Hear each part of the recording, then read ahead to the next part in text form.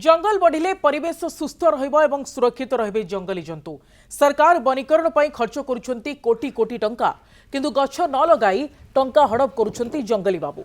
अभियोग आसिबा परे जंगल भितरे रेड करुछि विजिलेंस टीम। आठगड़ मनखंड अंतर्गत आठगड़ वनांचल अधीनस्थ ओरिंगा संरक्षित जंगल रे 9 जणिया विजिलेंस टीम छानबीन चली।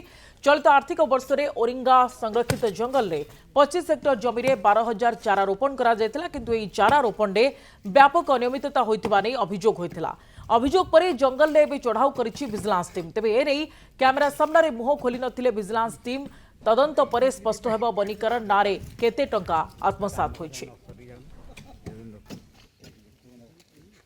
आठगड़ बनखंड ओरिंगा जंगल रे विजिलेंस रो रेड।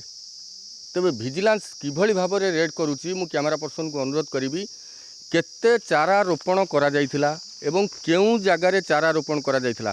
तेबे केते जो चारा रोपण करा जायछि ता उपरे मध्य अभियोग परे 9 जणिया विजिलेंस टीम घटनास्थल रे पहुंची तन तन करी जांच करुच्ची केतोटी गछ लागिछि एवं केउ केउ जगार गछ लागिछि, केते हेक्टर जगार गछ लागिछि। तेबे किभली भाव में ए गछ लागिबा पई केते टंका खर्च होईछि एवं केते टंका खर्च होईछि ता उपरे जेतेबेले तर्जमा करूछन्ति बा तदंत आरंभ होईछि सेतेबेले अभियोग पर विजिलेंस टीम घटनास्थल रे पहुंची तदंत आरंभ करिछि।